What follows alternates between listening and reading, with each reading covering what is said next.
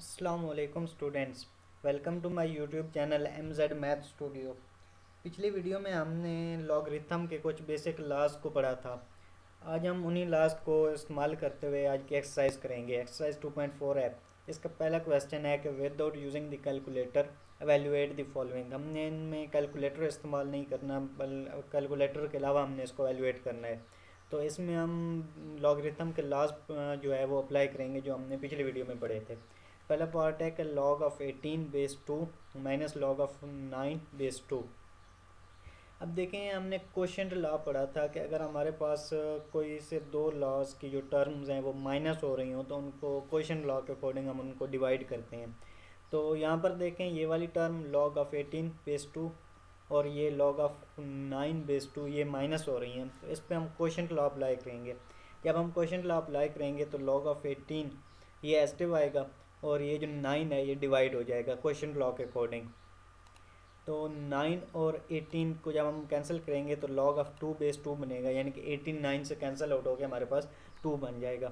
अब हमारे पास एक और लॉ है इसका कि जब बेस और बेस से जो अगली वैल्यू होती है वो सेम हो तो उसका आंसर जो है वो 1 होता है। यानी कि यहाँ पर हमारे पास बेस 2 है, बेस 2 से अगली वैल्यू क्या है वो भी 2 है, तो इसलिए इसका आंसर जो है 1 आएगा इस फार्मूले के अकॉर्डिंग। कि जब बेस और बेस से जो अगली वैल्यू है, यानी कि log of x base b हमने पढ़ा था, यानी कि जब बी और एक्स जो है वो आपस में इक्वल हो जाएं, बेस और उससे जो अगली टर्म होती है एक्स वो अगर इक्वल हो जाए तो उसका आंसर जो है वो हमारे पास 1 आता है। तो इसके अकॉर्डिंग ये हमारे पास इसका आंसर 1 आ गया। अब इस तरह सेकंड पार्ट है कि पिछले क्वेश्चन में हमारे पास वो माइनस हो रहा था, इस क्वेश्चन में हमारे पास ये पॉजिटिव है यानी कि प्लस हो रहा है। तो जहाँ पर नेगेटिव का साइन आ जाए हम वहाँ पर क्वोशंट लॉ अप्लाई करते हैं। जहाँ पर प्लस का साइन हो तो उसका मतलब वो चीज़ें आपस में मल्टीप्लाई हो रही हैं, उस बाद में हमारे पास प्रोडक्ट लॉ होता है। ये हमने पिछली वीडियो में लास्ट जो है बड़ी तफसील से डिस्कस किए थे। तो यहाँ पर प्लस आ रहा है तो हम यहाँ पर प्रोडक्ट लॉ अप्लाई करेंगे। प्रोडक्ट लॉ क्या करता है कि अगर जो दो टर्म जो है मल्टीप्लाई हो रही होती हैं उनको वो ऐड कर देता है, या जो टर्म ऐड हो रही होती हैं उनको वो मल्टीप्लाई कर देता है। अब देखें, इसकी भी बेस 2 है, इसकी भी बेस 2 है, तो इस पर हम प्रोडक्ट लॉ अप्लाई करेंगे तो ये हमारे पास बन जाएगा 64x2 प्रोडक्ट लॉ के अकॉर्डिंग। तो 64 की अगर आप फैक्टराइजेशन करें तो हमारे पास 2⁻6 बनता है, यानी कि 2 जो है वो 2 से 6 टाइम मल्टीप्लाई हो रहा है क्रॉस 2 ये अगली टर्म का। अब देखिए, यहाँ पर बेसिस सेम आ रही हैं, तो जब बेसिस सेम हो तो हम पावर्स को ऐड कर देते हैं। जब हम इसको ऐड करेंगे तो ये हमारे पास बन जाएगा लॉग ऑफ 2⁻7/2। अब हमने प्रोडक्ट लॉ पढ़ा था, प्रोडक्ट लॉ के अकॉर्डिंग कि जब किसी नंबर की कोई पावर आ रही हो उस पर हम लॉगरिथम अप्लाई करें तो वो पावर जो है वो शुरू में आ जाती है और अगले नंबर का लॉग एस्टिव रहता है। तो यहाँ पर देखें 2⁻7 आ रही है, तो लॉग जब हम इस पर अप्लाई करेंगे, जब हमारे पास ये लॉगरिथम फॉर्म है तो ये जो 7 है ये शुरू में आ जाएगा और ये अगला लॉग ऑफ 2/2 ये एस्टिव रह जाएगा। अब यहाँ पर देखें, ये बेस और इससे अगले वाला नंबर जो है वो सेम है, यानी कि बेस भी 2 है और उससे जो अगला नंबर है वो भी 2 है, तो इसका रिज़ल्ट जो है वो 1 रहेगा। तो 7 मल्टीप्लाइड बाई 1 हमारे पास 7 आ जाएगा। इस पे हमने इन सारे क्वेश्चन में हमने लॉज अप्लाई करना है। आपको लॉज जो है लॉगरिथम के वो अच्छी तरह आनी चाहिए। इसका थर्ड पार्ट है कि 1/3 log of 8/3 minus log of 18/3। तो इसको हम पहले कुछ सिंप्लीफाई करते हैं, उसके बाद इस पर हम कुछ जो लॉज हमारे पास अप्लाई होते होंगे वो हम इस पर अप्लाई करेंगे। हम देखें 1/3 log 3, 8 को हम लिख सकते हैं, अगर हम इसकी फैक्टराइजेशन करें तो वो हमारे पास 2⁻3 आता है। 8 की अगर आप फैक्टराइजेशन करें तो वो हमारे पास 2⁻3 आता है, माइनस लॉग बेस 3। अब 18 को हमने लिखा 2×9, इसको हमने यानी कि 18 को हमने सिंप्लीफाई किया, ये टर्म एजिटिव। अब 9 को हम मज़ीद लिख सकते हैं कि ये हमारे पास 3 का स्क्वायर है, 2×3²। अब हम इस पर पावर लॉ जो है वो अप्लाई करेंगे। पावर लॉ के अकॉर्डिंग जो इसकी पावर होगी वो लॉग के शुरू में आ जाएगी और अगली टर्म का लॉग वैसे ही रहेगा। तो ये 2⁻3 बन रही है, ये शुरू में आ गई, यानी कि 1/3 और ये 3 इसकी पावर लॉग ऑफ 2/3 माइनस। अब ये लॉग अब हमने इस जो अगली टर्म है इस पर हम प्रोडक्ट लॉ अप्लाई करेंगे। प्रोडक्ट लॉ क्या कहता है कि जो चीज़ मल्टीप्लाई हो रही है लॉगरिथम में, लॉगरिथम जब उसके ऊपर अप्लाई होता है तो वो प्लस हो जाती है, माइनस ये टर्म का इंटू लॉग ऑफ 2/3 ये जो इस प्रोडक्ट लॉ अप्लाई करेंगे तो ये जो क्रॉस का साइन है प्लस में चेंज हो गया, plus log of 3 square base 3। ठीक है, ये 3 और ये 3 आपस में कैंसिल आउट हो गए, हमारे पास एस्टिव आ गया log of 2 base 3 minus log of 2 base 3। अब इस पे दोबारा पावर ला अप्लाई होगा कि 2 इसकी पावर है वो शुरू में आ जाएगी और ये अगली टर्म एस्टिव रहेगी। ये लॉग ऑफ 2 बेस 3 माइनस ये माइनस अंदर मल्टीप्लाई होगी तो इनके साइन चेंज हो जाएंगे, minus log of 2 base 3 minus 2 log of 3 base 3। ये वाला प्लस का ये माइनस का आपस में कैंसिल आउट हो गए, हमारे पास बाकी बच गया -2.1। ये 1 कैसे आया कि ये बेस और इससे अगला नंबर जो है इसका वो सेम है, जब बेस और उससे अगला नंबर सेम हो तो उसका रिजल्ट हमारे पास 1 आता है, तो -2.1 हमारे पास -2 के इक्वल आ गया। इस तरह इसका चौथा पार्ट है कि 2 log ऑफ 2 प्लस log 25। तो हमने 2 log 2 25 की हमने फैक्टराइजेशन की, वो हमारे पास बनता है 5 स्क्वायर, यानी कि 5 क्रॉस 5 हमारे पास 25 होता है। तो अब इन पे हम पावर लॉ अप्लाई करेंगे, 2 log 2 प्लस ये 5 की पावर है तो ये पावर इसके शुरू में आ जाएगी और log 5 एस्टिव रहेगा। अब 2 इसमें भी आ रहा है इसमें भी आ रहा है तो इसमें से हम 2 को कॉमन ले लेंगे, अंदर बच जाएगा log of 2 plus log of 5। अब इस टर्म पे log of 2 plus log of 5 इस पे हम अप्लाई करेंगे प्रोडक्ट लॉ। प्रोडक्ट लॉ के अकॉर्डिंग कि जो चीज़ मल्टीप्लाई हो रही है वो ऐड हो जाती है या जो चीज़ ऐड हो रही है वो मल्टीप्लाई हो जाती है। तो log of 2 plus log of 5 था तो ये मल्टीप्लाई हो जाएंगे log of 2 cross log of 5, तो 2 इंटू लॉग ऑफ 10। अब यहाँ पर ये कॉमन लॉगरिथम बन रहा है। जब हमने इनकी थ्योरी को पढ़ा था कि जब log 10 जो होता है उसकी अगर सिंपल लॉग लिखा हो तो उसकी बेस 10 होती है। कॉमन लॉगरिथम हमने यही पढ़ा था कि जिस लॉगरिथम की बेस 10 हो वो हमारे पास कॉमन लॉगरिथम होता है। और हमने ये भी पढ़ा था कि अगर सिंपल लॉग लिखा हो तो उसका मतलब होता है कि वो उसकी बेस 10 है। तो अब ये सिंपल लॉग लिखा है, इसकी बेस कोई नहीं है तो हम इसकी बेस 10 कंसिडर करेंगे। तो इसकी बेस भी 10 है और इससे अगला नंबर भी जो है वो 10 है, तो इसका आंसर हमारे पास 1 आ जाएगा। तो 2 जब 1 के साथ मल्टीप्लाई होगा तो वो हमारे पास 1 ही इसका आंसर आएगा। पाँचवा पार्ट है इसका कि 1/3 log of 64 base 4 plus 2 log of 25 base 5। इसको भी हम वैसे करेंगे कि 64 की आप फैक्टराइजेशन करें तो वो हमारे पास बनता है 4 क्यूब। यहाँ पर हम 2⁻6 भी लिख सकते हैं, वो भी हमारे पास 64 की इक्वल होता है, लेकिन क्योंकि इसकी बेस 4 है तो हम 4 को लेके चलेंगे कि शायद ये कहीं आगे जाके सॉल्व हो जाए।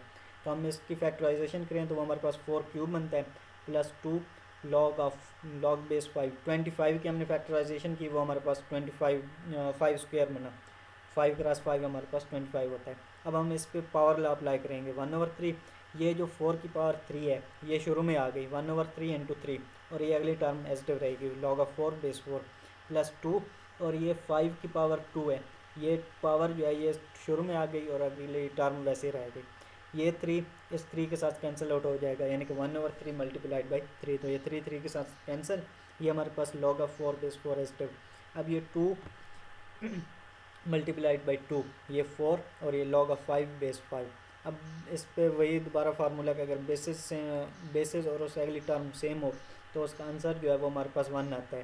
तो ये बेस 4 इससे अगला नंबर भी 4 है तो इसका आंसर हमारे पास 1 आ गया, प्लस 4 इंटू लॉग बेस इसकी 5 उससे अगला नंबर भी हमारे पास क्या है 5 है तो इसका आंसर भी हमारे पास 1 आएगा। तो 1 + 4 = 5 इसका आंसर आ गया।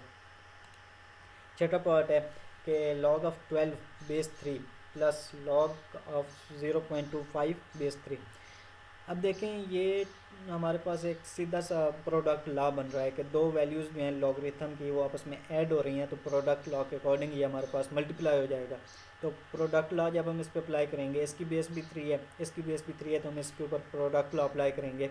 तो 12 ये प्लस था चेंज हो जाएगा क्रॉस के अंदर यानी मल्टीप्लिकेशन के अंदर 0.25। जब हम इसको मज़ीद सॉल्व करेंगे तो इसका आंसर हमारे पास 3 आता है, यानी कि 12 क्रॉस 0.25 हम करें तो उसका आंसर हमारे पास 3 आता है। अब ये बेस और इससे अगला नंबर सेम है तो इसका आंसर हमारे पास 1 आ जाएगा।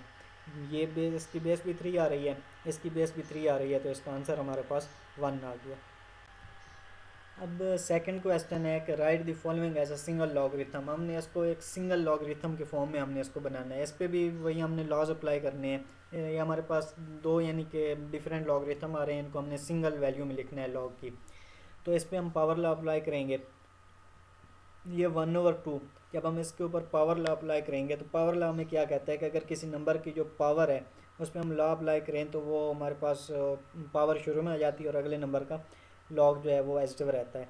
या अगर किसी नंबर की पावर आ रही है तो उस पर हम लॉग अप्लाई करें तो वो पावर उस नंबर की बन जाएगी, यानी कि 1/2 आ रहा है, जब हम इस पर लॉग अप्लाई करेंगे तो ये 25 की पावर बन जाएगी, प्लस ये 2 जो है इस 3 की पावर बन जाएगी पावर लॉ के अकॉर्डिंग।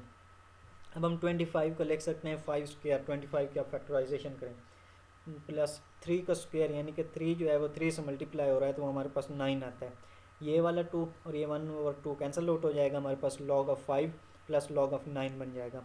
अब देखें ये log of 5 plus log of 9, तो प्रोडक्ट लॉ के अकॉर्डिंग ये आपस में मल्टीप्लाई होंगे, यानी कि लॉग इंटू 5 क्रॉस 9, क्योंकि प्रोडक्ट लॉ में यही कहता है कि अगर लॉगरिथम के अंदर लॉगरिथम के कोई से दो फैक्टर आपस में मल्टीप्लाई हो रहे हैं तो वो वो फैक्टर अलग-अलग ऐड हो जाएंगे, या अगर वो ऐड हो रहे हैं तो आपस में मल्टीप्लाई हो जाएंगे।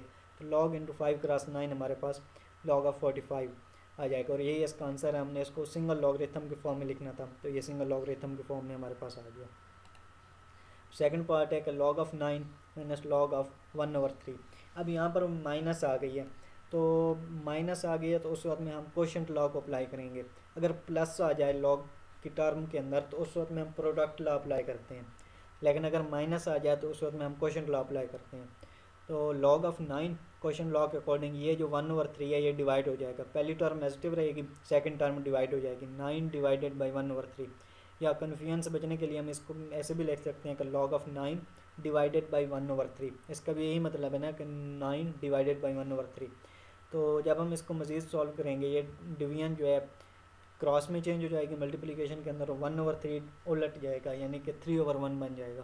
तो 9 क्रॉस 3 हमारे पास 27 आ जाएगा, log ऑफ 27 इसका आंसर आ गया, जो कि एक सिंगल लॉगरिथम के फॉर्म में हमारे पास है। अब इस तरह थर्ड पार्ट है, इसको ज़रा ध्यान से समझिएगा कि log of B square base 5 multiply by log of 5 cube base A. हमने चेंज ऑफ बेस लॉ एक पढ़ा था। चेंज ऑफ बेस लॉ में ये कहता है कि अगर हम किसी लॉगरिथम के ऊपर change of base law apply करें तो जो उस लॉगरिथम की बेस होती है वो बट्टे में आ जाती है और उससे जो अगली टर्म होती है वो एजिटिव रहती है।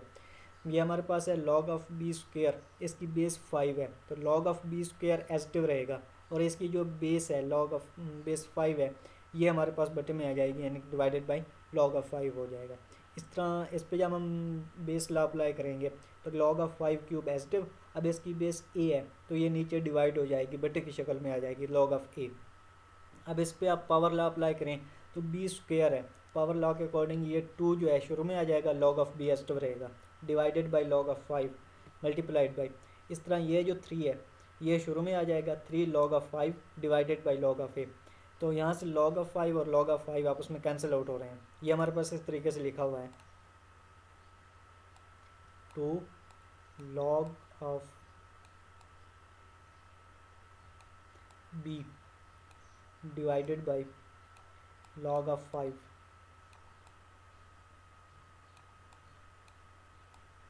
मल्टीप्लाइड बाई 3 log ऑफ 5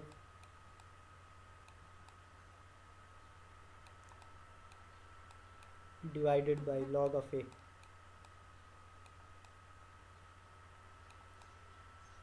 इसमें हमारे पास log of a, log of 5 और ये log ऑफ 5 आपस में कैंसिल आउट हो गए, यहाँ पर ये क्रॉस का साइन है, ठीक है। ये log ऑफ 5 और log ऑफ 5 आपस में कैंसिल आउट हो गया तो हमारे पास 2 log of b multiplied by 3 divided by log of a आ जाएगा। तो 2 into 3 6 log of b divided by log of a।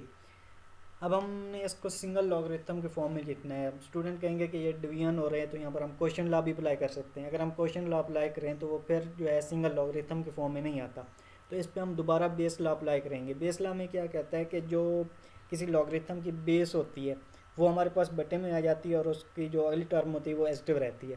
तो बेस लॉ के अकॉर्डिंग log ऑफ a बटे में आ रहा है तो इसका मतलब ये जो a है ये बेस बन जाएगा, ठीक है। तो 6 log of b base a। अगर आप इस पर दोबारा बेस लॉ अप्लाई करें तो 6 log ऑफ b एजिटिव रहेगा, ये बेस a बन रही है तो ये divided by log of a हो जाएगा। तो बेस लॉ के अकॉर्डिंग ये इसके सिंगल लॉगरिथम फॉर्म बन गई। चौथा पार्ट है कि 2 log of x base 3 plus log of y base 3।